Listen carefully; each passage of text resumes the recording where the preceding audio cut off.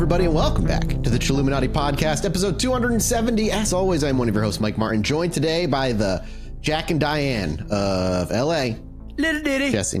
Didn't you do that already? Haven't we already Jack and Diane? I don't know. Have we Jack and Diane? You've been Jack. Jack has been brought up before. I just don't know if it's this Jack or another Jack. I'm going to say we have. It feels familiar. Jack and Jill. I've done Jack and Jill. Maybe it was Jack and Diet? Possibly. No, that never happened. Although Jack and Diet would have been good here. Little Diddy. You know what? About Jack and Diet, yeah, het. It's a Coke, but it doesn't have as much sugar as regular Coke. Welcome back to the fucking Chilluminati podcast. Oh god! And you can find that comedy in Chicago on December 20th. That's true. I hope you find a little bit better comedy than that in Chicago. Well, I know they were selling fast, but yeah, if you guys haven't heard, we are doing a live show at the Lincoln Hall in Chicago on December 20th. It'll be a double feature, starting with a Cox and Crendor, followed by a Chilluminati. The tickets are on sale now. Link will be in wherever you're listening. There should be a link in the description. You can find it on Twitter, find it on Instagram. We try to post it everywhere. And they literally always sell out, so don't wait. Yeah, this is gonna be it's gonna sell out quick. I would be surprised if we have tickets by early to mid-November, but we'll see. Don't wait. Don't wait to go get them. Yeah, I got that. What else do we have, Alex? I don't know how to segue for you from here. Little ditty about patreon.com/Chilluminati pod. It's where you should go. They don't serve regular Coke there. They just serve the Coke with no sugar. And I'm not talking about Coke Zero either. We're talking about straight up old style Diet Coke. So go there and that pause felt longer than it probably actually was. That dead air. It was just like, what? I just needed it to land. We needed to just get a little reset. You know, like when you're doing a combo and you need to do a reset. Yeah, that's kind of what happened right there. You got to let it. Sometimes you can't link the two moves. You just gotta do a reset. Mm-hmm. Patreon.com/ChilluminatiPod .biz.org .dvd .pizza. Are you good? Are we good? You mean like, am I still? Can I move on? You mean like, is my shill done for this fine website that we have? Yes. Is it finished? Yeah, I mean, sure. Excellent. As long as they know that they can go to that website and get all sorts of great freebies. Like, no, I'm just kidding. All right, then. Away from the shilling and onto the entertainment, boys. Whoa. It is time for the final part of the Bell Witch haunting saga that has been taking us through October, spooky month here. What does this mean for us? What do you mean? What does this mean for us? Well, I mean, you're saying to me that this is the end. This is the last part. What is that? What is the last? Because we've talked about the origin. We talked about hauntings, and now what are we doing? We will spill into the rest of the haunting that leads to the death of John Bell, which is where the story comes to an end. We have new characters to introduce this episode. There's a whole lot more to keep going. You're going to be very surprised how much more there is. But to give you a reminder as to where we left off last week, I think we left off with that skeptic who came in, who attempted to disprove it, who apparently got beat up in his room and then left the next morning when the witch told him to sit in his chair and don't move until the sun comes up, or if she's going to beat him again. And we also learned that young Betsy Bell was being courted by Joshua Gardner, who was the 18-year-old, which is closest to her age, as well as the 31-year-old Richard Powell, who was also her teacher in school, that Lucy Bell, which was Betsy Bell's mother, wanted to have him court her daughter. Do you remember that part? Which again, like, how weird is that? It's exceptionally weird and uncomfortable. By modern standards, sure. That's but what like I'm saying. at the To time, me, it feels weird now. But 1818 is like when this little conversation supposedly happened with the mother to husband and pipeline, very common. The teacher doesn't sound great. Doesn't roll off the tongue right. Me. Did I say this? That there? I don't know if I said this on air, but in my high school, I had an English teacher, and he had a much younger wife. Much younger wife, and it came to learn, and the school sort of celebrated it kind of often, that she was his student in English while he was teaching English still in the same high school, in the same place. And he met her when she was like in 10th or 11th grade. And then they got married after she turned to an adult. I don't know what it is about English teachers, but I also have an English teacher story where my favorite English teacher, who during my senior year of high school was like the guy that got me into so much literature and like writing, like I honestly was like, what a great guy, like so down to earth, like one of the nicest guys. The year after he left, he ran away with an 11th grader to like Mexico or some shit. What the fuck? 11th Dude, English teachers, I'm just going to say, crazy. My school, being Catholic, just kind of celebrated it for whatever reason. It was often my brought school, up like this every guy year. fled the country. I was about to be like, you know what's crazy is I was about to be like, what is going on at your guys' schools? But then you know what I realized is that I know two people that this is their exact story of how they met. Oh man, it's just I don't know. It just reminded me, Betsy Bell, the English teacher. Well, except in 1818, he's 31. I want to be clear that 13. my friends that I know with this situation did not occur while they were students at the school. Correct, right? Which is happening in this story, which is a little different. Yeah. So, yeah. Just to so just to remind you where we Some were. things never change. but luckily some things do. It is by modern standards absolutely insane that someone as old as him would be like, yeah, this 13-year-old's fine. But I mean, for most of human history, like everyone, 30 was like, that dude's dead in 10 years. The fact that he's still alive is crazy. Yeah. We call him Gramps in the gang. Yeah. In the gang. So right around this time, we're at 1818, 1819, when this relationship with Joshua and Betsy is starting to actually progress. The Bell Witch herself can't help but begin to insert herself into the relationship angle of this family too. She's in there like causing drama. She's the Maury Povich of this entire. The Bell Witch began to make it known that she was displeased with her relationship with young Joshua. She did not like that Betsy and Joshua were mingling. Wait, why? We'll get to it, but that'll be up to you. You'll have to kind of figure that out on your own. Okay. There's no real clear answer as to why she decided like this spirit got involved in the relationship. There's theories, but we'll talk about it when we get to the end of the story here. Betsy and Joshua were frequently spending a lot more time together on the Bell farm, walking the property, sitting over by Red River. And it was during these quiet moments, supposedly, that the entity's presence would become especially strong. When Betsy and Joshua were together in one instance, they would often hear, she said they would often hear strange noises, sometimes something simple like whispers or knocking sounds, or other times eerie laughter. And while initially unsettling, they just tried to ignore these events and enjoy their time together. However, the entity's actions slowly began to escalate, especially as their relationship became more serious. And it's here I'll let you know that Betsy and Joshua courted each other for about 2 years. They've essentially dated for 2 years. So from like ages 12, 13 to 15 for her. And he'd be 20 around that time. As they escalated, the Bell Witch's physical attacks on Betsy also intensified during her courtship with Joshua.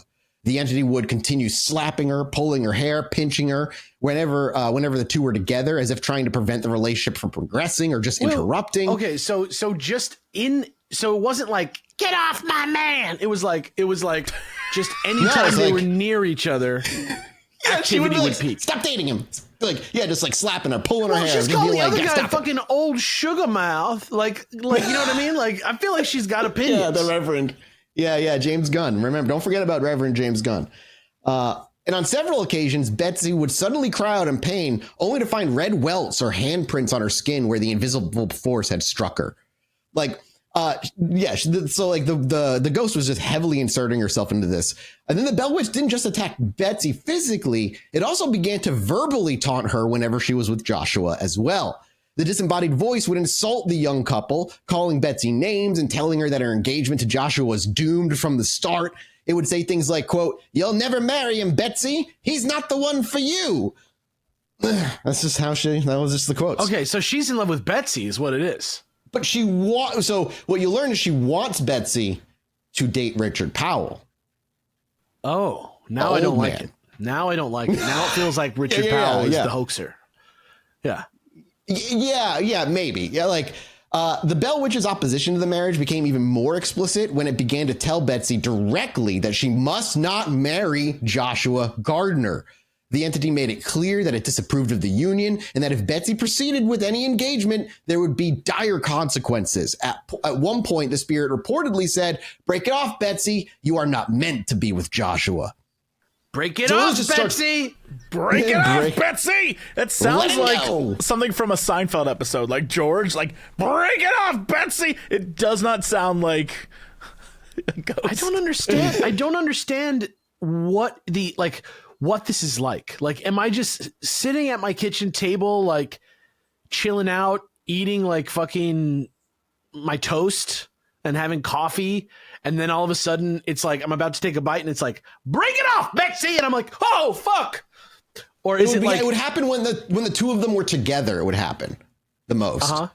So like when they're sitting by the river holding hands and then getting slapped occasionally, and a voice just comes from nowhere. You're not, it'd be like, break it off, Betsy, you're not meant to be with them. And it would repeat that command pretty frequently when the two of them were together, just constantly interrupting and being like, break it off, Betsy, you're not meant to be with Joshua, constantly. But it was not just Betsy that the ghost was bothering, or Joshua as well. Richard Powell was also being visited by the spirit for the same reason. There's one particular incident that I want to highlight that I find hilarious.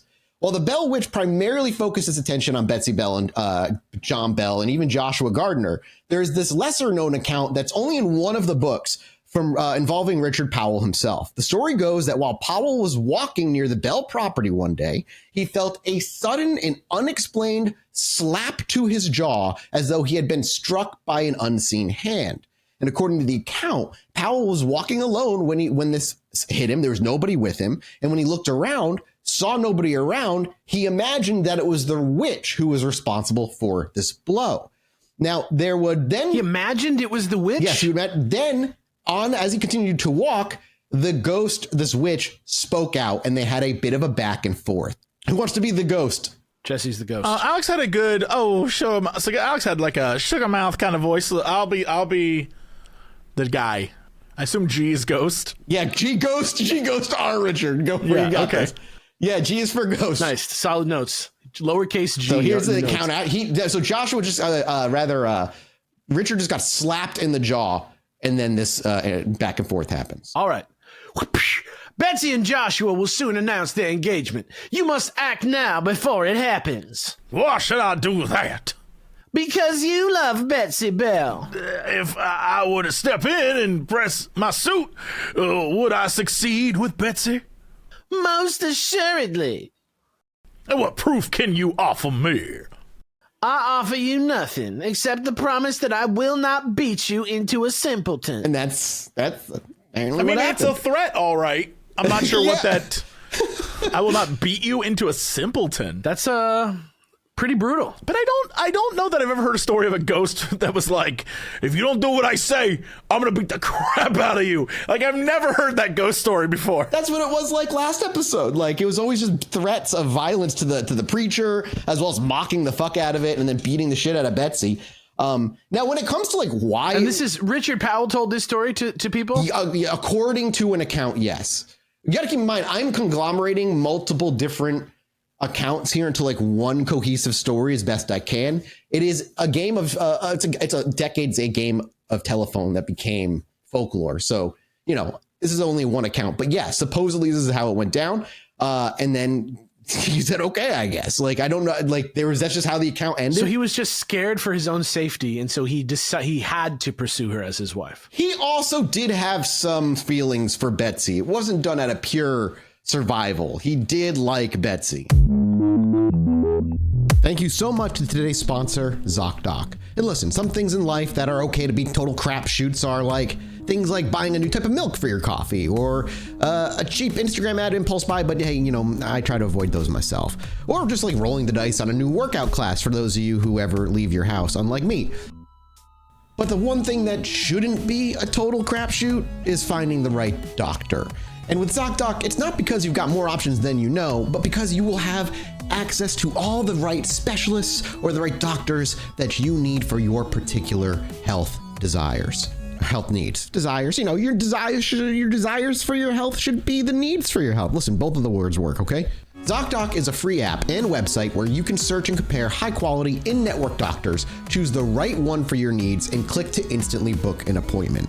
We're talking about in-network appointments with more than 100,000 healthcare providers across every specialty, from mental health to dental health, eye care to skin care, and much, much more. You can filter for doctors who take your insurance, who are located nearby, who are a good fit for any medical need you may have, and who are highly rated by verified patients. Plus, ZocDoc appointments happen fast, typically within just 24 to 72 hours of booking. You can even score same-day appointments. I have used ZocDoc myself, and something I think you should check out too, especially for somebody who doesn't like to make phone calls. So stop putting off those doctor appointments and go to ZocDoc.com/chill to find and instantly book a top-rated doctor today. That's ZocDoc.com/chill. ZocDoc.com/chill. When we're talking about why it was inserting itself into the relationship, there's really no good fucking real reason. The only kind of theories, if you want to go into the paranormal world as to why it would happen, is because, again, poltergeists kind of feed off the energy, the confusion, the chaos. And so just making things more chaotic and destabilized for Betsy and the family would just be a way for it to continue to sate itself on however it's supposed to be manifesting itself in this world.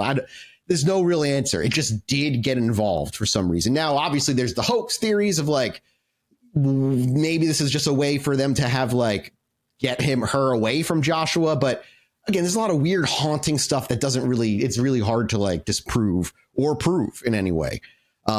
Regardless, whatever the reason, the ghost had firmly planted itself within the family as it continues to slowly destabilize them in this time. And remember, during all of these weird interactions, she was still being slapped, dragged, lifted, shoes thrown, the usual shit that was still happening to her. People were witnessing this happening. Their house has become a tourist attraction. People were coming in from all areas of the country to come spend time there. So if it was a hoax, it was pretty well considered. Very similar to Jeff the Mongoose. Remember, that's the similarities that we have here. Yes, the ghost was so intertwined with the family at this point that during one family picnic at the Bells' home, after a few hours of the gathering with the family and friends there, Joshua, who had been courting Betsy at this point for about 2 years, had been nervously planning here at the picnic to announce his intention to marry Betsy Bell. He was about to let everybody know. And this is the more age-appropriate boy. The ghost, however, was having none of it. And before he even did anything, the ghost supposedly spoke to him saying, even if he wanted to marry her and run away from all of this, they would all be a waste of time. The ghost was eternal, and it would follow Betsy to the ends of the earth, no matter where he went. And then apparently the ghost then spoke to Betsy saying, please don't marry him, Betsy Bell. Don't marry Joshua Gardner. And as the ghost fully, and this stopped, he did not announce his intention to marry. That was enough to stop that from happening. And as the ghost fully entwined, he witnessed it and was like, I better not. Joshua Gardner was like, hell no, I'm not. He didn't announce his intention to marry her at that picnic. He didn't do it. But as the ghost fully entwined to their romance life, it seemed the physical abuse finally had started to lessen off of Betsy Bell. It became more of an emotional, vocal presence than a physical one. But that wasn't to say that it had left the physical abuse had left entirely. It merely moved over to a different Bell, John Bell himself. Now remember, at this time, John Bell began to suffer from some sort of illness. He had been good health prior, before the onset of his illness, but this all suddenly changed when he would have episodes of his swelling tongue, his aching jaw, and the slight twitching of his facial muscles and other things that made it difficult to swallow during these episodes. And they would only last for a few minutes, usually in the beginning, enough for him to be able to hide it and move on and not really worry about it. But as time went on, moving in from 1817 now to 1819, not only was it impossible for him to hide it, the town was starting to know that he was getting sick as well, because these episodes went from being a couple of minutes to somewhere between 20 and 40 minutes long. With his twitching face, his throat would feel tight. He'd have a hard time breathing. His tongue would swell and he wouldn't be able to speak clearly. And these would last for a 20 to 40 minutes before eventually it would have subsided. Now, obviously, local doctors were consulted, but they were also completely baffled by the illness. But also keep in mind, it's 1819 doctors. So God knows what they could even fucking have done at this point. Like, I seriously. love it's 1819 doctors. So they're like, bleed the fever out of his blood. You know, that kind of shit was like still going on. And all that while this is happening, the ghost has also begun punching, slapping, pushing John to the ground and not letting him get up as he attempts to, taunting him. The violent actions had very much almost entirely moved over from Betsy to John. He would continue hearing the knocking, the scratching, and the strange voices. And it wouldn't be long before the Bell family began to connect John's mysterious illness to the supernatural disturbances and saying that it was the ghost that was causing John to be ill. But it's also important to remember that around this time as well, John is about 71 years old. Right. He's not going to be fine.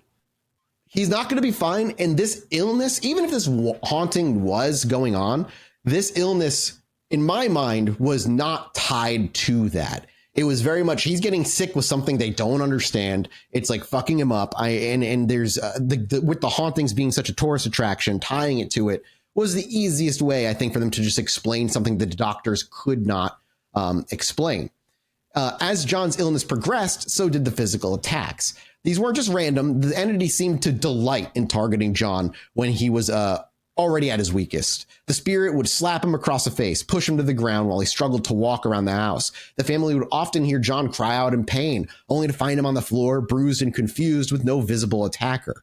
The Bell Witch's voice also became a constant presence around John. The voice was incredibly intelligent, seemed to know intimate details about his life as it always did, and had a new nickname for John now. The witch now called him Old Jack. That's it, Old Jack. Old Jack, your time's coming soon. It would see the witch would say. It would also say, quote, "You won't survive much longer, John Bell. I'll see to that." Not and even like Long John or no, Old Jack. Johnny Boy. No, or, Old Jack. Little J. Jack. Old Jack. That's it. That's all it is. And when he would have his moments of like swelling, he said she would say, quote, "You'll never speak another clear word before I'm done with you." So it just got very could she speak even though he couldn't speak? Yep. So there's no way that John Bell could be the Bell Witch. No, I don't think so. No, this is just an old farmer at this point. Like his swelling tongue would make it impossible for him to speak. He could barely breathe, but these things were still being said, while it was happening. And by 1819, John Bell's condition had worsened dramatically. He was often bedridden for most days, unable to speak without great difficulty due to the swelling in his throat and his tongue. His once strong presence around the house as the head of the household was slowly disappearing, leaving his family and farm in disarray. And his weakness and dizziness became so severe that he could no longer tend to his daily responsibilities on the farm, and he withdrew from the community, which is how the community just kind of knew he was really sick, and they would come by and do their best to help. But because he got so sick, that drew back home some of his children. The Bell brothers in particular, John Bell Jr., Drury Bell, and Jesse Bell, were all either living away from the Bell farm or traveling during some parts of the haunting. However, they often came back to check on things, but as his health declined, they all came back for a much longer stint with the family. Upon their return to the farm, the Bell brothers were immediately struck by the supernatural atmosphere that enveloped the home. They reportedly experienced the same kinds of noises, disembodied voices, scratching, chains, that the rest of the family had endured. However, for them, the experience was more confrontational, as the Bell Witch seemed to mock their return and challenge their attempts to protect the family, as she did. She like this ghost like sounds like a real dick. Yeah, as she did. She just reveled in being an absolute asshole. It's just a total wild. Shitty ghost, shitty person of a ghost. Yeah. There were when they got home, there was reports of whispers that were followed by a ice cold wind that followed the brothers around that they considered unnaturally cold, even on calm nights when there was no breeze. And like John Bell Sr., the Bell Witch didn't just limit itself to verbal abuse. The entity reportedly attacked the brothers as well. They experienced similar phenomena to what Betsy Bell had suffered, such as being slapped, pushed, or having their hair pulled. The entity would sometimes throw objects at them, such as stones or small household items like a picture frame, like flung across the room, or like a silverware, making it clear that no Bell and the Bell family was fully safe from its wrath, though John Sr. would continually get the worst of it. One particularly harrowing account describes the brothers feeling invisible hands grab them or push them when they were alone, and this kind of direct contact added to their fear and frustration that this witch kind of fed on. There was a back and forth that I also have here that I would love to have you boys read between the Bell Witch and John Bell Jr. That is a little bit easier for you to read. Who wants to be? Are you going to still? Yeah, Alex has to. He is canonically. I'm G for Ghost. Yeah, I'll be. How old was John Bell Jr.? At this point, he's in his, I think, his 30s. Okay. Yeah. Here we go. Oh my God. Mathis. Is this a bad place to put this? Like, where can I put this to be better formatted? No, it's fine. Just good. the formatting is insane. I know. I don't know how to do it. Look better in this. Okay, continue. All Go right. ahead. So 30, you said? You're John Bell Jr. He's in his 30s. He's coming home, and his father's been being tormented by this 30s ghost. in the 1800s. Got you. 1819. Yeah. Why do you torment my father? What has he done to deserve this? Your father is a wicked man, and I'm here to make him pay for his sins. You're no right. My father's done nothing wrong. Leave him in this house alone at once. You think you can order me around, boy? You are powerless against me. There's nothing you or anyone else can do. If you're so powerful, then show yourself. Face me. Face you? You wouldn't know what to do if I did. Even if I stood before you now, you are too blind to see me. Then why hide, she witch? Show yourself, and we'll handle this. Settle it even right here. I'm in character. Settle it right here. Jesse's inserting words. He's really gutting himself into 18, 19, 30-year-old man. Listen, you old motherfucker. I hide from no one. I'm here to do what I came for and smoke hella weed, and that's to see your father buried. You can't stop me, get me a root beer, and neither can your prayers. Damn you, you know we're fresh out of sarsaparilla. We'll stop you somehow. My father doesn't deserve this. Your father's time is coming, and there's nothing you can do about it, Johnny. Why don't you worry about your own fate instead of his and pick up a copy of Silent Hill 2 Remake on PlayStation 5? I'm just not here for him. I'm sorry, this ghost, that is definitely not a witch. No, it's a ghost. That's the argument they apparently had after the physical, like, pushing around they had. But still, the Bell Witch lingered. And not too long after the brothers returned, did new paranormal characters enter the household. Oh. Leo stands? Five new ghosts are brought into the home by the Bell Witch. Welcomed. By the time they sort of appeared one day, these five new entities like the Ghost Gang in Casper, where there's just like a whole group of wacky ghosts. They've got names and personalities. So they do. Yes. That make our dreams come true. With these five new entities, the Bell Witch haunting was at its peak. This was the most haunted it got. John Bell Sr. was gravely ill at this point, and the brothers were being bullied. Betsy Bell's relationship with Joshua was being strained. She was kind of debating leaving him at this point. And one night, seemingly out of nowhere, the Bell Witch began to claim that it was no longer alone.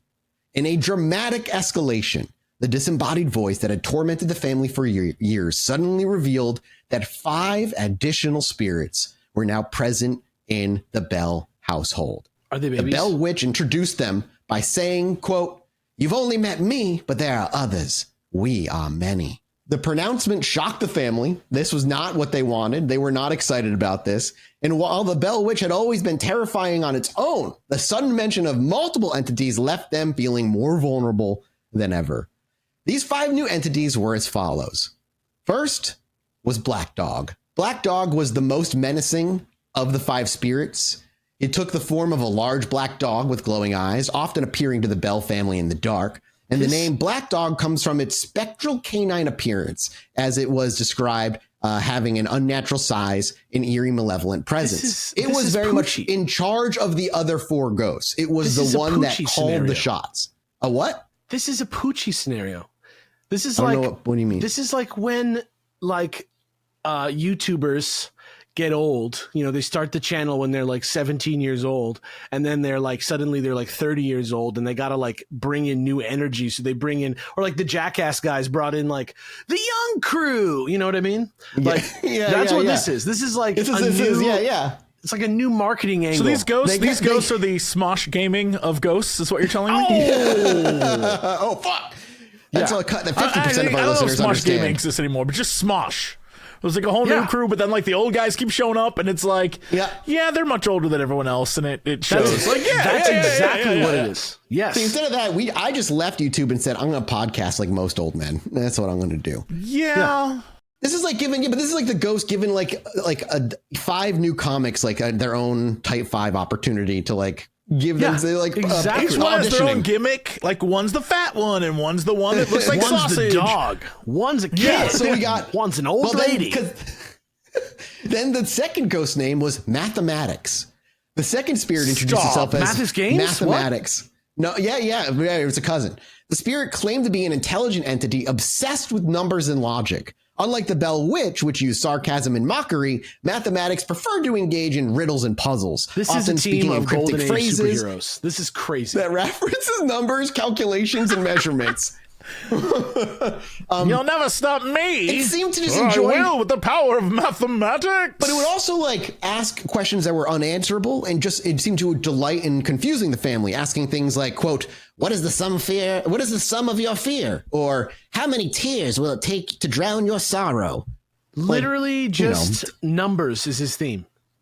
One's a dog and one is a numbers guy. Mathematics rarely did anything physical and was just there to like torment them psychologically. He was a wisecrack. He was like Spider-Ham from Across the Spider-Verse. Yeah, got it. This is like the Spider-Verse. We're getting all the different versions. And then third spirit, there was Cypocryphy. No. No. This one was the most. That one was named by a child. This one was the most mysterious of the 5 spirits, its name itself suggested something hidden or cryptic. The spirit often spoke in whispers or mumbles that were difficult to fucking even hear in the first place. So think of it as like the ambient noise ghost, and it would then. Oh, that's just Cypocryphy. Don't mind him. Yeah. Don't mind Cypocryphy. Down, black dog. Down. I have a mathematics problem for you. What number is it? Then when you could occasionally hear it, it would say the most cliche shit like, I know what you've done, and then go back into whispering, or there are things you'll never understand. I know what you did last summer kind of vibes. Okay. Yeah, but the very first one, this is the origin of the movie. This is Bell Comics. That's what this is.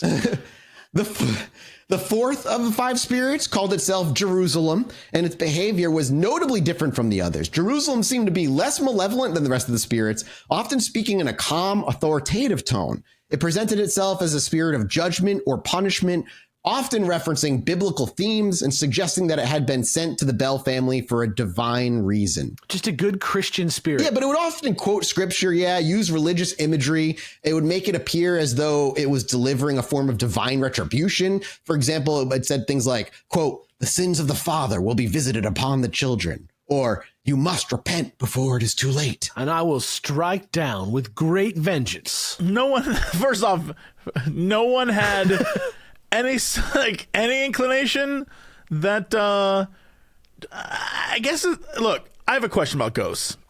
Can there in fact, if there is, say, an afterlife, and if there is a heaven, and if there is some connection between being very religious and going to heaven, then like what's this dude doing? How'd this guy fail? Why is he a ghost and not like an angel? You know what I mean? Like what's the deal here? Because if it's like with the rest of them, it's probably not an actual angel. It's probably something just tricking and just playing the role. We got data back from the audience. And here's the thing. Even the Christians love the ghost angle, right? We live in a modern world. It's 1818. We can have a secular. I understand. I'm just saying this one particular ghost. But we don't want to alienate the Christian viewers. We still need to get God in there. So we think instead of being an angel, I have no problem with anyone in any religion. I have a problem with this guy being hyper religious and then being stuck as a ghost. I feel like it's unfair. I'm just saying the numbers from the audience on bellwitch.com viewers are just they think a Christian-y ghost is going to be nice. We think it's going to boost numbers. A niche demo. It doesn't do banging numbers, you know but what? Jerusalem deserves like the 1:30 a.m. talk show space kind of thing. We right? shouldn't let algorithms determine what ghosts we choose for our haunting, guys. This is our Bell. This is the Bell Farm. This is a big brand. This is an old-fashioned, down-to-earth, grassroots haunting. And we got a dog. We got a nerd. We love the numbers guy. Yeah. We got a whisper guy. And now you just want to throw in like a religious guy. It's more questions than answers, to be honest. What happened to the good old-fashioned chains? We got a chain. Do we have a chain ghost? We still got chains. Still going. Do we got a ghost that spits on people? How about a ghost that shoots lasers out of his eyes? Yeah, what about one of those ghosts where like you smell tobacco? It's the South. That's a good kind of ghost. We got one of those. The fifth ghost is none of that. In fact, the fifth ghost doesn't have a name. It's just simply known as Black Dog's companion. This spirit was like less defined than the others, but was frequently apparently like seen alongside Black Dog. It didn't have a distinct form of its own and seemed to be more of just like a shadowy figure that followed Black Dog wherever it went. Some accounts describe it as a shadow person or a dark mist that would linger near the Bell family. We trusted the art team too much. We trusted creative too much. They delivered us freedom shit. in the art team. We should have This is like we should a have did list a hot of Fox ghost. Sound characters, but they just gave up on the last guy. Yeah, this guy's another that was Black invisible Dog. guy that It's follows Black this Dog's guy. companion. They ran out of time. You can't really see his design. You don't worry about it. It's Big Boss. Oh! It's really a cool design, but you can't really see it, you know? But that's like a villain you pull back on 20 years later in a mega arc that's resetting the comic universe. Well, that's just One Piece. That's different. Oh, okay, fair enough. This thing didn't really do anything other than it gave like the feeling of like people were being watched or like a weird kind of just like lingering dread. It's kind of all it was. And all these five showed up. This was enough for John. The five of them showed up, and who was getting more and more sick. He was like, fuck this. I'm going to leave. I'm leaving. He planned on taking his whole family and moving out. But before he could even put that plan into action, the ghost taunted him, letting him know that no matter where he went, it would follow. So he decided not to move and stayed where he was. He just stayed. And they just had to deal with these five new ghosts. And what these five new ghosts did was phenomenal. Once the five spirits made their presence known, they reportedly gathered each and every night, engaging in what seemed and sounded like drunken revelry. The Bell family would hear the spirits laughing loudly, talking among themselves, making strange comments that seemed to mimic the behavior of people partying. It was said that these spirits even clinked, and two of them are invisible and don't speak at all. They would even hear them clinking glasses together as if they were toasting to something, despite the fact that no physical objects were anywhere near them. And then sometimes the spirits would toast and say things like, quote, "Here's to the downfall of old Jack," or "Another round for the lot of us." They were literally like the ghosts were just fucking having a drinking night every goddamn night. It doesn't make any fucking sense. The idea of spirits drinking or acting like rowdy guests at a party layered such a weird like level of surrealism on this whole thing. And Betsy Bell, who had already been dealing with constant physical attacks and emotional torment, was deeply disturbed by these nightly gatherings of ghosts. She hated it. She hated the sound of drunken laughter, the clinking of glasses. They even reported often hearing sounds of footsteps pacing back and forth as though the spirits were wandering around the house in a drunken stupor. Invisibly now?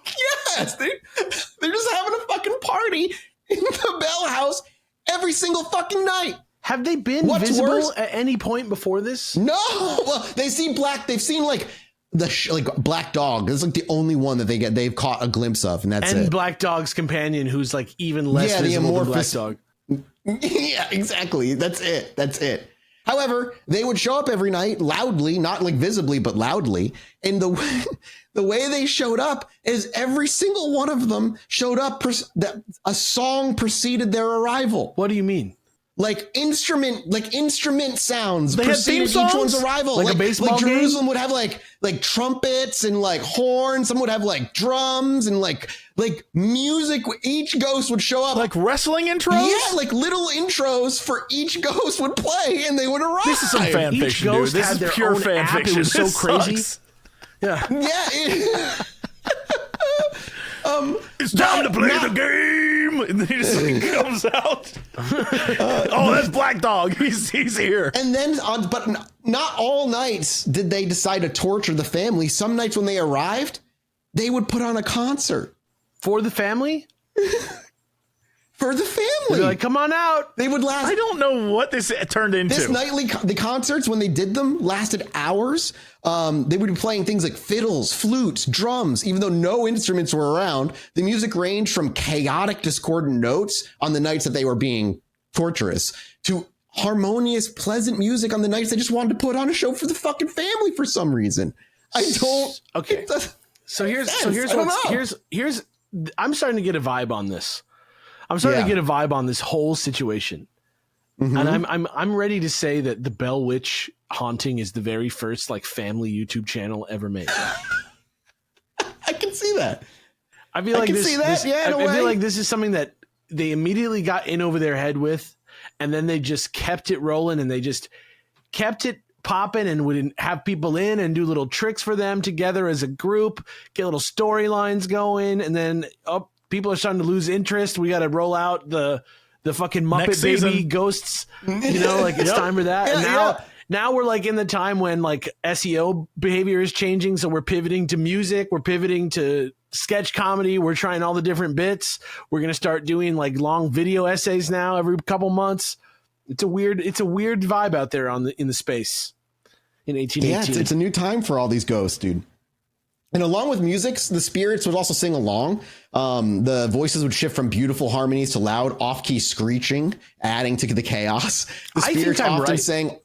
Yeah, I think this is real now. I really do believe what I'm putting down here. In this weird dimension, the ghosts are like, we're trying to like keep our fucking entertainment brand going. I think it's a hoax. I think it's a hoax that they keep trying to like change the story of to make it more interesting for these people that are coming to the house. Remember, the father isn't getting. He's refusing money. He's feeding these people who are coming to the house. He's not making money off this. He's just dying slowly. Yeah, but maybe he needs to keep the ghost real, like as part of the thing. Like maybe he knew he was dying and he wrote it into the storyline. You know what I'm saying? Yeah, maybe it's part of it. Yeah, I don't know. Again, that's how Vince would do it. All originally came from the fact that there was a beef between two different people. Yes, and you said before that Kate was Kate. What her name? Kate the witch. Kate Batts. Yep. She held like a multi-year grudge. 5 years. In no way do I think it wouldn't be the same for the Bells. Like they hate this woman, and it was the 1800s. Like it takes time for stuff to get places, so you might as well hold that grudge for a few decades. And so it makes perfect sense to me that they would make this all up just to be like, it was her. She cursed us. And they got to keep it interesting. Got to keep it high. We'll see if you hold that theory about Kate Batts later. Not that it wasn't a hoax, but that it was Kate Batts doing the stuff. I don't think it was her doing it. But if it was, awesome. I love her for it. If she was in like the closet doing voices, like, come on, let's sing a song. It's a great roast on her to make her the villain. Yes. Yeah. And there, one of the lyrics the ghost would say would be like, "Oh, Betsy dear, please shed a tear, for your love will soon be gone." Like that's like some of the lyric, like the lines that it would sing to Betsy. Whether to talk about Joshua or her father, who fucking knows. Then there were the theatrical performances. In some versions of this, the five spirits also engaged in theatrical performances, not like random acts of chaos. These seem to be like deliberately staged out, like Hamlet. Yeah, but they were designed to frighten and confuse the Bell family. They would pretend to act out scenarios, like sometimes playing roles as if they were actors in a play, and they would create loud voices, sound effects, staging what seemed like an elaborate drama that only the ghosts could see. One of the more disturbing aspects of these performances was how the spirits would mimic the Bell family's own voices and actions. Like their own plays would be like these recreations of the Bell family moments in like their own twisted way. Like a story of like the Bell family getting murdered or something. Yeah, like that? So like the Bell Witch and the companion ghost would imitate the family members, creating a distorted or exaggerated version of events that had happened earlier in the day. For example, if John Bell Jr. had argued with the Bell Witch, the spirits would reenact the argument in a twisted, mocking way, adding elements of cruel humor to just belittle John Jr. They might take turns imitating John Bell Sr., making him sound old and frail with the Bell Witch voice booming, "I'm old Jack, too weak to fight, too blind to see." Or Betsy Bell would often be imitated in a similarly cruel way, with the spirits mocking her fear and repeating her screams in an overly exaggerated, high-pitched tones. Like, that's the kind of shit where it's like childish, like mocking things, all while John Bell's being punched in the face and pushed around. In other cases, the spirits seem to be entertaining themselves. They would put on shows not for the Bell family, but just for each other, often discussing the family's future fate as if it were part of a script that they were writing. The voices would argue among themselves, sometimes taking on different personas or characters, and the Bell family described hearing the spirits laugh at their own performances and jokes as though they were acting out a dark comedy at the family's expense. The amount of stories that there have to be that you went over to like put this story together, I bet you it was just nonsense at this point. Yeah, of course, absolutely. Like, and there's endless. Like, did it books. really progress this much? Like, did it really just like kind of progress through these phases, or do they overlap with each other in real life? No, they like progress like in this way.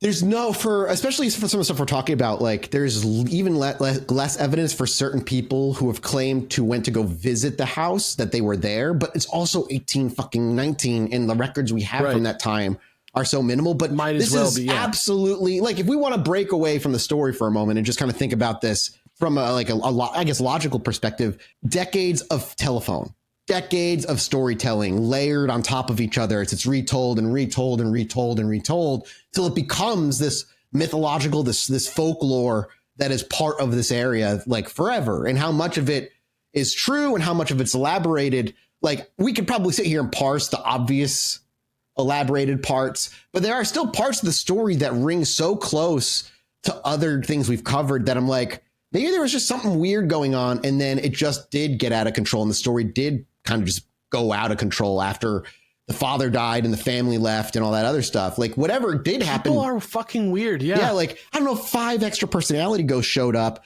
but some Jeff the Mongoose type personality fucking with the family doesn't ring. It makes totally perfect impossible. Sense that the 5 ghosts showed up. Like, in any version of this, somebody was reaching when the 5 ghosts showed up. Like, I don't know if it's a hoax. I don't know if it's a paranormal thing. I love it so much that it was just like, I had to put this in the script. Like, I had to. It's such a good part of the story. 5 other fucking characters show up. Thank you so much to PDS Debt for sponsoring today's episode. No one wants to think about debt, but the hard truth of it all is many of us will get into some sort of debt, especially during the holidays. I'm no stranger to it myself. Last year, half of American consumers took on debt to pay for the holidays, and this year could be you, could be me, if I hadn't already done so. But it's never too early to start planning to get out. And my friends at PDS Debt can help you with a personalized solution just for you. If you're making payments every month on your debt and your balances aren't going down, PDS has solutions for you. Everyone with $10,000 or more in eligible debt qualifies, and there's no minimum credit score required. Bad and fair credit is accepted. Save more while paying off your debt in a fraction of the time. Debt is just something that sits heavy on our shoulders. It's something that can be necessary sometimes, but you don't want to let it linger and get out of control. Taking control of that debt is something that I've struggled with, and so many others do, and PDS Debt is here to try and make that struggle just that much easier for you. So start planning today. Get a free debt analysis right now at pdsdebt.com/chill. It only takes 30 seconds. That's pdsdebt.com/chill. pdsdebt.com/chill. Thank you again to PDS Debt for sponsoring today's episode. And obviously, through all these Nightland gatherings, the Bell Witch seemed to be playing the role of ringmaster during it all. This ghost, the poltergeist, orchestrated the performances, ensuring that the Bell family's torment was as complete and thorough as possible, while the 5 additional spirits played their parts. It was always clear that the Bell Witch was in total control, like in control of them. The Bell Witch's voice could often be heard directing the other spirits, telling them when to stop or start the music, or encourage them to play louder or sing higher. It would frequently stop in the middle of a performance to mock the family directly, making sure they understood that this was all part of its plan to drive them to the brink of madness before picking back up with the music. Like, it would just stop playing music and be like, hey, we're going to fucking torture you forever. And then back to music. Like, that's fucking chaos. Is it all the Bell Witch? Is that like part of the question? Yes, that's part of the question is like, is it all the Bell Witch, or is it just other like trickster type things that are similar to the Bell Witch that are like have an easy in. And because this place is such a tourist attraction, so many people are coming and going. Yeah, maybe we'll go fuck around and see what it's like out there for a little while. It implies so many specific facts about the spirit world that it's very funny to me. Right? Yeah, yes. That we all obviously know from all of our scientific research here at Chilluminati into the spirit world itself. Yeah. As time went on, obviously the performances they do less pleasant ones and more consistent, chaotic ones. And the Bell Witch took complete pleasure in pushing the family's mental and emotional limits to the brink, forcing them to listen to hours of discordant music and bizarre performances. And again, taking this as true, you can't get away from it. No matter where you go, it fucking follows you. It's awful. And after this, but here's another part that I had to take note. After a few months of this, because they couldn't get away from it, remember one of her brothers and one of her other brothers that initially tried to fight the ghost. Remember last episode we talked about tried to coax the ghost out to fight. Well, he came back and he did the exact goddamn thing. He just came back to the house, having heard what their family was going through, entered the home, and on the first night, just tried to taunt all of them into fighting him. Like the same logic applied. If he can make them appear physical and he can beat them up, he can make the ghosts go away. It didn't work. John Sr., sick as he was, once again thought about leaving. Like, maybe we just need to fucking go. And once again, the Bell Witch replied, "Don't you dare, John, for I will follow you into the deepest reaches of hell." So he's just like, don't go anywhere. And so he didn't go anywhere.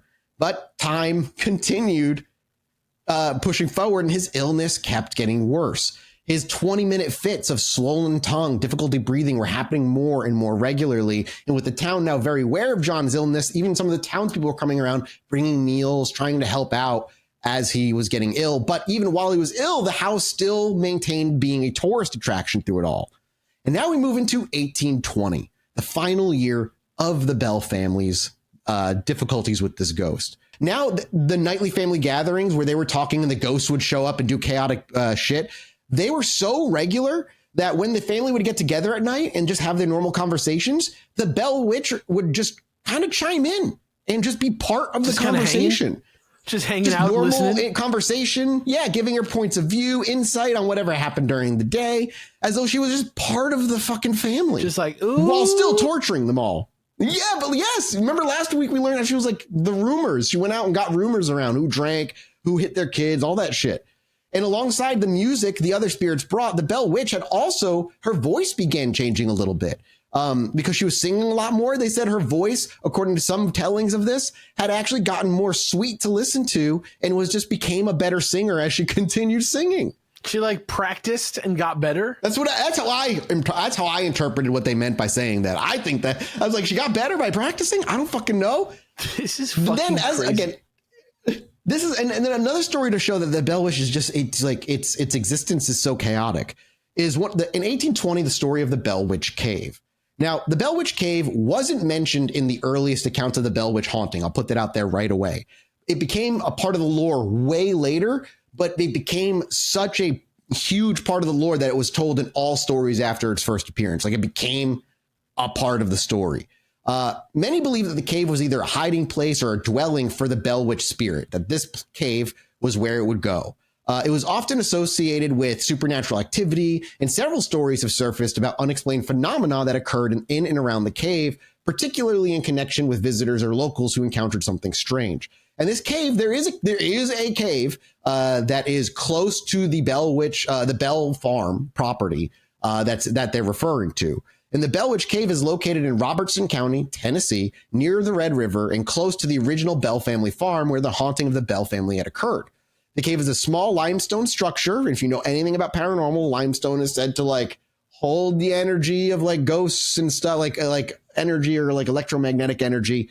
I don't know the science behind it. Yeah, Jesse, do your Googling, please. I'm looking up. I literally typed in, why does limestone hold ghosts? No, I hope you get an answer. It's porous.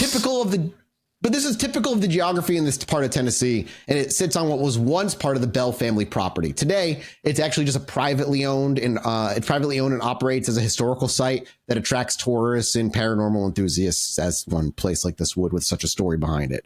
Do you have an answer for us about limestone, Jesse? Yeah, and it's so disappointing. It's so disappointing. So, is it like that limestone is like houses spirits traditionally? Yeah. So there are a lot of people who are asking about why limestone would hold or keep ghosts, and it all comes back to stone tape theory, which is absolutely hilarious. So the idea for limestone or materials holding ghosts, so like any type of material holding ghosts, comes from the stone tape theory, which claims that ghosts are recordings of past events made by the natural environment. The theory is the best part. Popularized by 1972 BBC Christmas ghost story, The Stone Tape. Interesting. But now that's why. But everything So else coming from that is basically saying that like it's creepy, and the quarries, the stone quarries, it just looks scary, which is why people would avoid them, because it's like a dark cave and things like that, and so people don't want to go into those different places, and so that's really what it is. Fucking dangerous in there too. Yeah. Oh, well, yeah. That's where this is. So this comes up because the story goes with this particular cave that Betsy and one of her friends, a young boy, were out walking the family farm, just kind of doing what kids do in 1819, a whole lot of nothing and a lot of walking. And we're curious about this cave on the property. There are rumors that maybe the Bell Witch had been there, had supposedly began to kind of like make their way around the town. So they're just kids being kids. We're like, let's go check the cave out. And as they were checking out the cave, the young boy wanted to go and explore it, but Betsy didn't, and she stayed out. And as he went into the cave to explore it, some rocks had become dislodged. They had fallen, and he became stuck. His body became wedged tightly between a few rocks, and he couldn't free himself. He began panicking, and this thought, like, this is where he was going to die. And this is where it gets fucking weird in that with the Bell Witch. Just when it seemed like there was no hope for the boy, the children, or Betsy and the boy, claimed, I don't have the boy's name, unfortunately, that suddenly they both heard a disembodied voice, and the voice, which was immediately believed to be that of the Bell Witch, spoke to them in a calm but commanding tone. According to the story, the Bell Witch told the boy, simply said to the boy, quote, "Hold still and I'll get you out of this." To the children's amazement, the boy suddenly began to feel the pressure around him lessen. The rock seemed to like loosen a bit, and an invisible force pulled him free from the narrow passage that he was trapped. And within moments, the boy was able to wiggle out of that tight spot and get back up to Betsy and away from the cave. Face turn ghosts, like that's it. It makes no fucking sense to me. I'm like, yeah, this is like a good. This is the part where I'm like, if it's an entity, it's not a ghost. It's like some weird trickster thing that just is like enjoying the chaos. Like, it doesn't make any sense otherwise. Then after this event happens and the haunting continues, the family decided they were going to reach out to yet another professional, a man by the name of Dr. Mize. Dr. Mize was a double professioned individual. He had two professions. One, he was a physician, a doctor. Two, he was also a wizard. Oh. He was a wizard. Like magic wizard. Like, woohoo, gonna cast spells, wizard. Gandalf? 18. Remember I told you in the beginning, episode 1, folk magic is very common still around this time? Sure. He practices a type of biblical sorcery that he calls it, it's like invoking God to use magic. If my doctor started to do biblical sorcery on me, I would lose my mind. I would lose my mind. I don't even know what biblical sorcery is. I sat through what biblical sorcery catechism. is? Biblical sorcery is witchcraft, but just condoned by the Bible. Literally what it is. I don't know about this because I was Catholic, right? I mean, no, I'm pretty sure it's in there. Catholic, though, yeah, like the transfiguration, like turning the bread to flesh and the wine to blood. That's all supposed to be real. Biblical sorcery is totally cool, but like if you're a witch, nah, that's not. No. But witching for Jesus, that's where it's at, dude. That's sick, though. That's where it's at. Sick, though. I'm a witch, but for Jesus. That's fucking sick. This is what I'm saying about Jerusalem. That's exactly what Jerusalem is. Jerusalem, the ghost. So, yeah. Jerusalem, right. Alex, you have thoughts that you'd like to share with us? Yeah, can you tell me what you think about Jerusalem? Yeah, do you have thoughts? Not in this forum. I might not be the guy. I don't think Jerusalem was actually ever truly religious. Dr. Mize was believed to be. Yes, of course, the ghost. I'm just making. I was making a joke. I was making a zinger before the witches come after you. take you out. Yeah, before I get witched online. So Dr. Mize is somebody family reached out to specifically. They believe that with his dual knowledge that he'll be able to fucking figure this shit out. They were desperate for a solution at this point. And Dr. Mize, they had heard that he had the expertise dealing with not only just supernatural, but strange illnesses that their father was suffering from.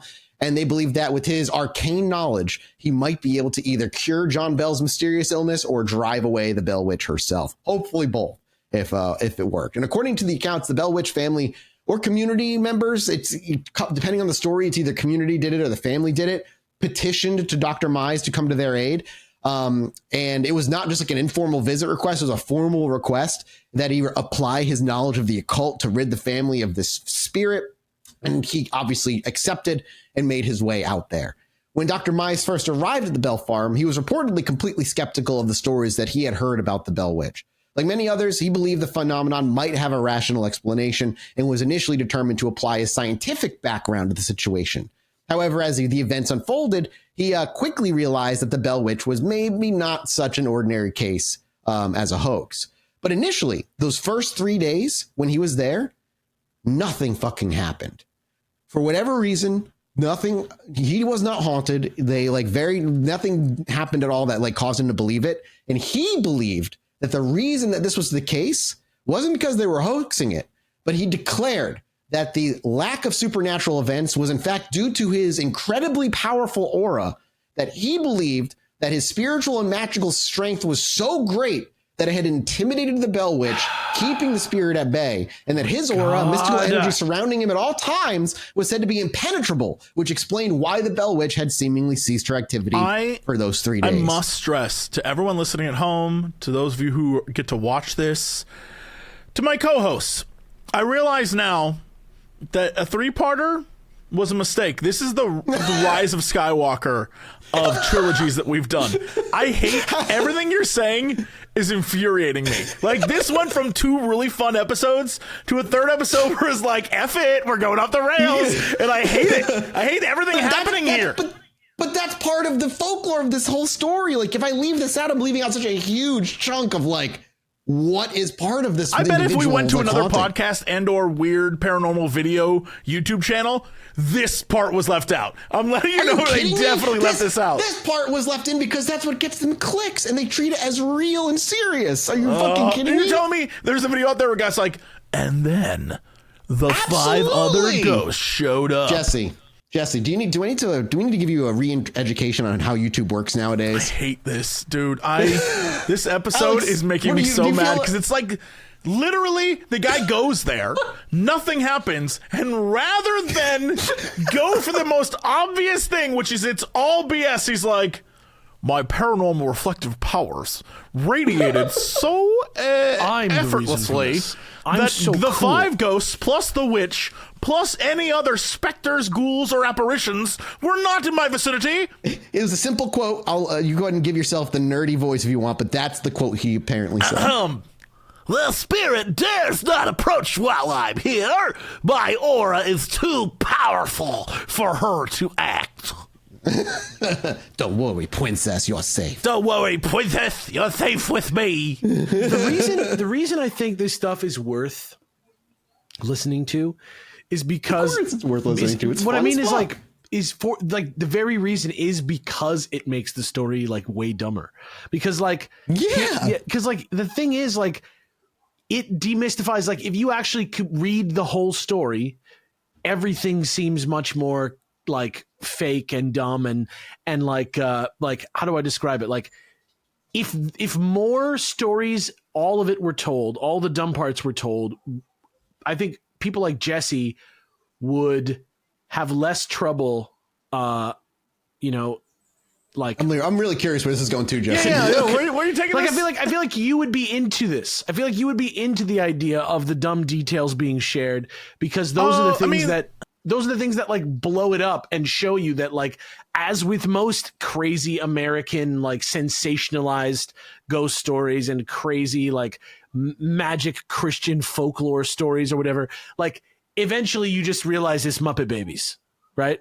And I think that's important from like a cultural perspective, just because it's fun and interesting, but also just from a skeptical perspective, because it shows that there's not that many good, convincing ghost stories out there. Even the famous ones that people reference all the time, like this one. I'm with you. My outrage isn't the content. It's maybe I'm fine with the context, not the content. I don't know what the situation is, but the idea is that fun with it, man. That this very spooky Halloween clearly, like, it isn't just fakery. It's like lazy fakery. You know what I mean? But like, it is. We're descending. Once we hit 5 ghosts, it like became a mockery of itself, and everything you're telling me after that is a bigger mockery. Again, I agree. It's the Rise of Skywalker of trilogies. The first 2 that we did, I was like, yeah, you know, I don't believe it, but like, all right, this is fun. And then it was like a slap in the face to everything I was enjoying. It's like, no, this is just garbage. You have to pay $20 to fucking have me tell you this story. I mean, you're right. You're right. I just think obviously this is like, so much of this is such fake, but I love that it's so fun to just imagine this is happening. Imagine this is actually happening every day. The chaos of it occurring and what that would even be like. It wouldn't feel like I would just lose my mind. Like, that's the thing that doesn't make sense about any of this. I once saw a YouTube video where a guy was looking in the mirror and the mirror had like blood on it and said, "Get out." And he's like, okay, and he was like packed up and left his home. That's how I feel about this. You're being slapped in the face every day. I'm leaving. I'd be like, I don't want to jump. Who would take the tickets then? I don't want to jump to the end, but like in terms of like explanations to take this as true. One of the theories that people have is, you know, mass delusion. Remember the dancing episode you did? People who danced to death and shit like that because they just got swept up into it. Very similarly, your brain can do a lot if you can convince you that certain things are happening when they're very much. It's true. It's like those speaking in tongues, like type people who like go and like smack someone in the head on a church and they like fall on the ground and like start shaking and shit just purely because they're like. I mean, same thing with the Ouija board. Yeah, exactly. It literally is a toy sold by a company, and people are like, "It's real." It's like, is it? Is it? Yeah, the idiometer. I don't know how you say it properly, but that's the effect. Yeah, that works on. But so yeah, he declared. Light as a feather, stiff as a board. That's the best one.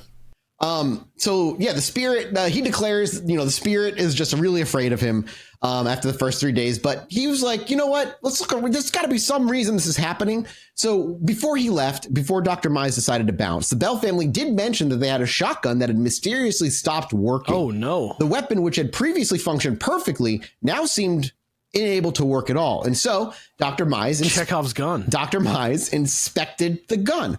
And hoping that his magical expertise could fix whatever had happened to the gun, Dr. Mize confidently, with his abilities, determined after an examination that the shotgun was hexed.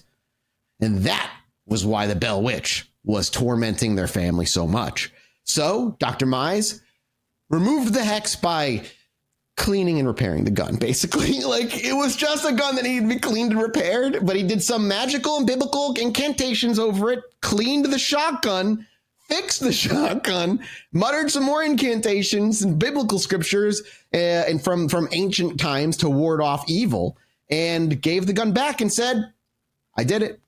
And he said, actually, I have a quote. Here you go. Go ahead, Dr. Mize. Which one is that? Which one of us is that? No, that's you, Jesse, because you were the nerd. It's the same nerdy doctor. After he fixed the gun, this is what he said to the family. "This weapon will now work as intended, but only because I've used the power of the word to cleanse it. It was the spirit's influence that had hexed it, and she will no longer have control over it." Can I just say he's like a genius for this if this worked? Yeah, if it worked, it would be genius. Because like if it is a mass delusion or it is some kind of like just people in a frenzy, this would be like just buying into their lore just enough to like let it be. And then it changes his the spirit dares not approach comment to like be more smug. I don't know. Yeah. To give you, just so you know what biblical sorcery is too, I did write this in the script, just so you know. The concept of biblical sorcery that's described by Dr. Mize specifically is a form of magic that he said is rooted in Old Testament and other sacred texts, It involved using scriptures and prayers in conjunction with occult practices to bind or banish spirits. Dr. Mize believed that certain passages from the Bible held magical power inherently, and when used correctly and he combined these with magical rites to increase his effectiveness in dealing with the Bell Witch. Christianity. Yeah. So he gives himself a magical buff to deal with the witches, the spirits, basically. Christianity as like a magical class. Yeah. It was basically a fusion between Christianity and folk magic. Again, folk magic was still very common back then. He explained that the shotgun had been restored, basically was done, power of God, etc., etc. You're fucking cured. And after 3 days of inactivity and a cured shotgun, during which Dr. Mize had again boasted once again about his aura toward the end when he repaired the shotgun, the Bell Witch returned with vengeance. The disembodied voice suddenly reappeared out of nowhere, and it wasted no time in taunting Dr. Mize for his arrogance.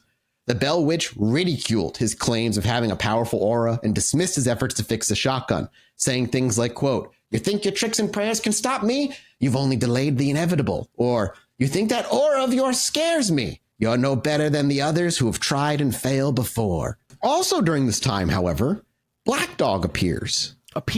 He appears and directly confronts Dr. Mize during his attempt to deal with this haunting. He's a dog, right? Yeah, a large spectral canine with glowing eyes is known for his ominous presence, like I said before, and it's thought to represent like a dark force within the Bell Witch's entourage. But when Black Dog appeared to Dr. Mize, it was not just in the form of a silent haunting figure. The spirit reportedly began engaging with him, speaking in a deep, threatening voice, challenging Dr. Mize's authority and understanding of sorcery. Dr. Mize's magical knowledge, he was confident in his arcane knowledge in the biblical scripture, but Black Dog challenged that. Speaking as a disembodied voice, he taunted Dr. Mize, suggesting that the sorcery he practiced was weak and ineffective. The spirit claimed that the power possessed by the Bell Witch and her companions was far beyond anything Dr. Mize could comprehend or control with his rituals, and it would sort of engage with him in an almost pseudo-intellectual back and forth about magic and what he knew and what he didn't. Black Dog saying things like, "Your so-called sorcery is nothing compared to the ancient powers we wield," or "You think your words and symbols can bind us? We were here long before your tricks were learned." Just straight up confronting him. The entire time you were talking about Black Dog, half of what you said went in one ear and out the other, because all I could think about was the fact that there is a movie, I think it might be from the 90s, I don't remember, called Black Dog. With Forrest Whitaker? Starring, no, Black Dog stars Patrick Swayze, Randy Travis, and Meatloaf. And I'm pretty sure it's about truckers. And that's all I can think about is like, Patrick Swayze is Black Dog. That is fucking insane. Which I kind of like the idea, Randy Travis and Meatloaf being the other ghosts. I think that's actually really cute. So Black Dog would just break him down, be like, "You know nothing. Your magic is weak. I've been here way longer than any of the tricks your shit." Yeah, he sounds like an anime character, like an anime antagonist. "You know nothing. You are weak. I have been here for so long." The two quotes you missed while you're one in your one ear and out the other were, "Your so-called sorcery is nothing compared to the ancient powers we wield," and "You think your words and symbols can bind us? We were here long before your tricks were learned." That's like what Black Dog apparently said. But Dr. Mize, to his credit, had been unfazed by the spirit's taunt, argued that his knowledge of biblical sorcery was enough to banish the Bell Witch and her spectral entourage. He defended his practices, claiming that the power of God and holy incantations could overcome even the darkest forces, saying things like, quote, "The power I wield is older than you know, rooted in the divine word. You may mock my sorcery, but it is light that will drive you back into darkness. Your ancient powers may be strong, but they pale in comparison to the forces of biblical magic and the strength of the sacred word." Literally like a character quote from when you like mouse over a guy that you're about to pick for an RPG. Yep.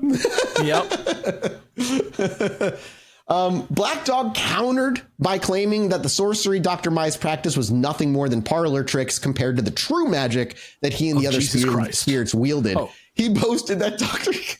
What's wrong? True magic. He knew true magic. He boasted that Dr. Mize's incantations would have no effect on the Bell Witch or the other spirits, as their power came from a different realm entirely, one beyond the reach of human magic or religion. Another quote was, "Your incantations are but words, powerless against the forces we command. You speak of God, but even the holy tremble before us." Or, did Darth Vader say that? Yeah, Black Dog. You can chant all you wish, but it will not stop the inevitable. Your so-called light is too dim to chase us away. Your so-called light. Yeah, so they basically got into debates and philosophical argument about the limits of human knowledge and magic when facing truly ancient forces. That's just like, I don't know, there's no other way to fucking put it. By the end, though, despite his bravado, Dr. Mize eventually acknowledged that his sorcery was clearly not enough to drive out Black Dog or the other spirits. The Bell Witch's entourage seemed to operate on a different level of power that he could not control, could not be controlled or banished through human magic or religious incantations. And Black Dog's final taunt cemented the fact that Dr. Mize's magic, however powerful he believed it to be, was ineffective against these particular supernatural beings, saying, quote, "Now you see the truth, wizard.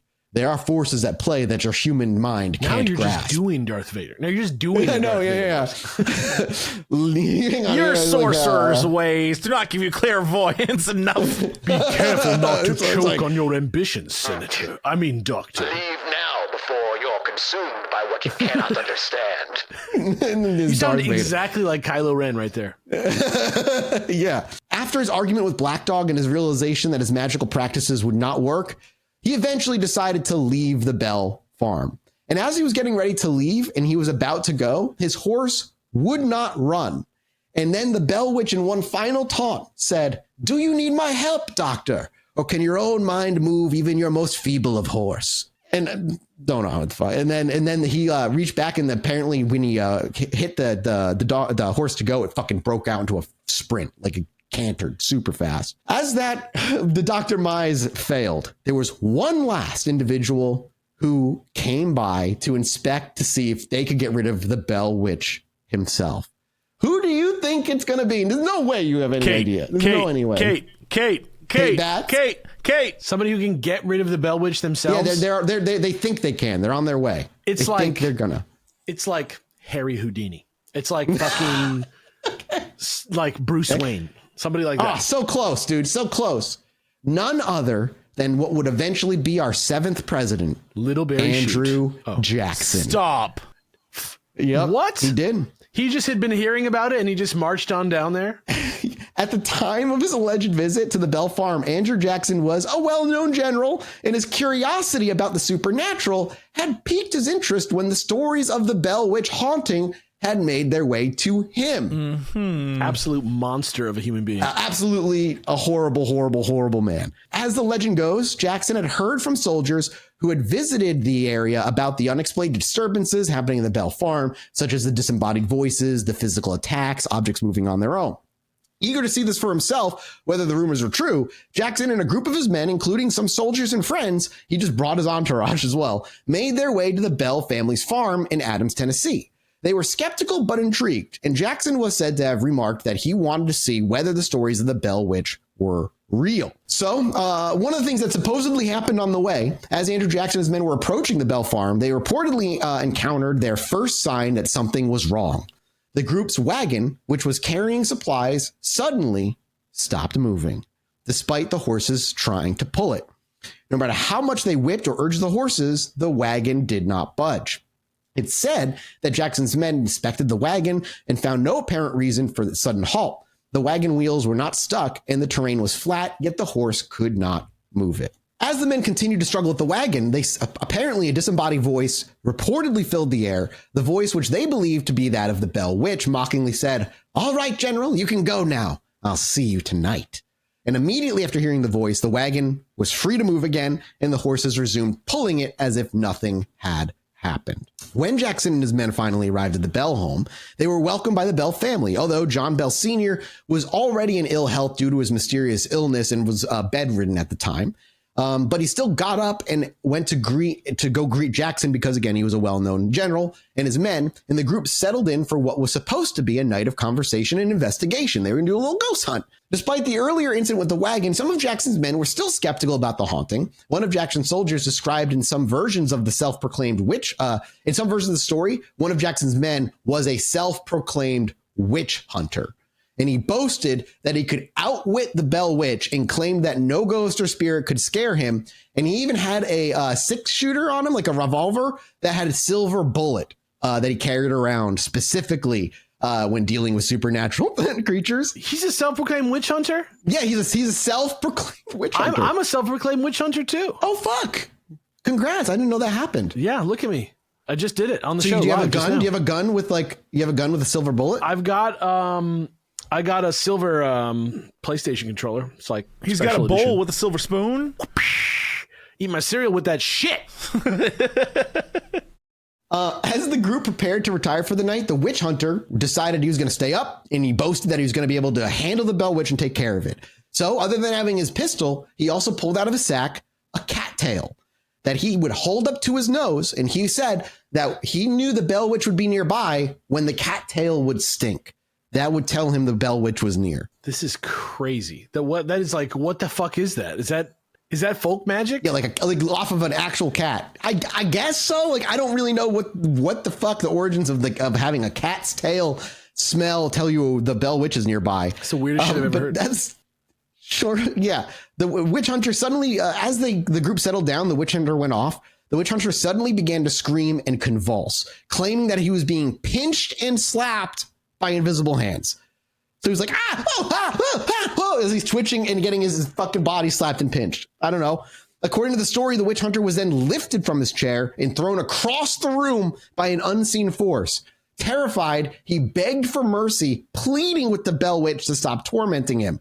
The disembodied voice of the Bell Witch is said to have laughed at his distress, taunted him for his earlier boast, and reportedly said, "How about that silver bullet now? Not so brave anymore, are you?" So, Bell Witch doing what she do. While Jackson himself was not physically attacked, he was reportedly impressed by the Bell Witch's power and admitted that he had witnessed something truly supernatural.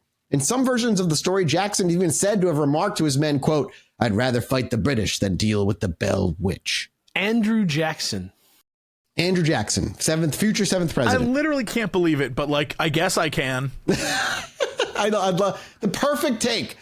The perfect take.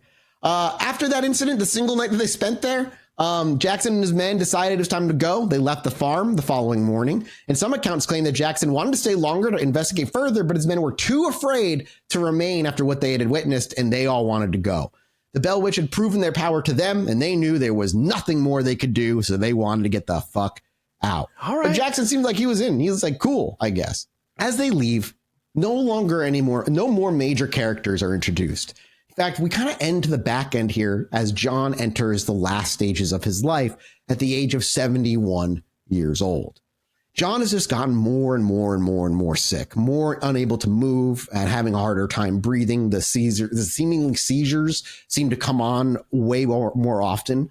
And while this is all going on, Lucy Bell, his wife, would actually ask the ghost to leave John alone. It would last-ditch effort. Lucy's like begging the Bell Witch to stop it, asking her to take Lucy instead. Take me, leave John, let him live. But the Bell Witch did the exact opposite. It would actually apparently take care of Lucy, singing to her, often bringing her her favorite foods, being there to give advice and to just talk to. But as the kindness with Lucy grew, the cruelness for John increased. And as John's illness worsened, the fear of the Bell Witch grew within the household, and the family began just to avoid discussing John's condition too openly anymore, as they feared that mentioning it might further provoke the Bell Witch to make it worse. The haunting was already affecting Betsy Bell at this point, who was frequently slapped, and she's no longer with Joshua Gardner. It affected her to the point where she broke it off with Joshua Gardner, and she would end up marrying Richard Powell in 1821, I believe. I didn't write it down. I'm just trying to remember what I read. So Richard got what he wanted in the end. Correct. Richard got what he wanted in the end. Yep.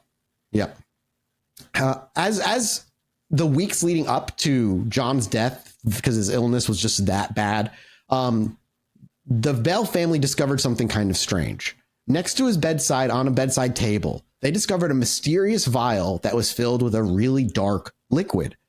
No one knew where the vial had come from or what the liquid contained, but the Bell Witch's voice allegedly claimed responsibility for this strange substance, saying something along the lines of, quote, "I've given him what he needs. That will finish him off." What? The Bell family tested the liquid by giving a small dose to a household cat, which apparently it died almost instantly afterward. What the This confirmed their worst fears that the Bell Witch had maybe already poisoned John Bell, and the family could do nothing but wait as John's condition continued to worsen. Fucking ghost poison? Yeah, it poisoned him. Now, one of the accounts says what actually happened is that they basically put Betsy Bell into a sort of possessed state and had her gather the things and make the poison, but she had no memory of it at all. Regardless, on the morning of December 20th, 1820, John Bell was found unresponsive in his bed.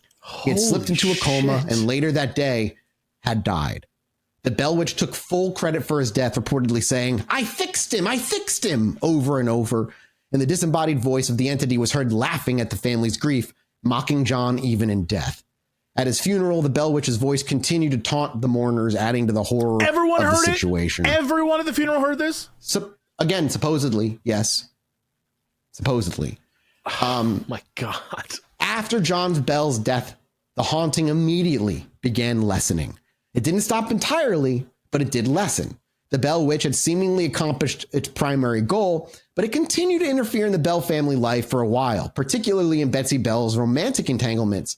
Betsy's decision to break off her engagement, or rather her relationship with Joshua Gardner, may have been influenced by the Bell Witch's threats, and this marked a turning point in her life as she did eventually marry Richard Powell. But as time went on, the haunting did cease entirely, and John Bell's death is often where the story of this all ends within American folklore. How far after was the last? Just like a month or two after. It was very soon. Wow. It lingered for a bit, and then it kind of just dissipated.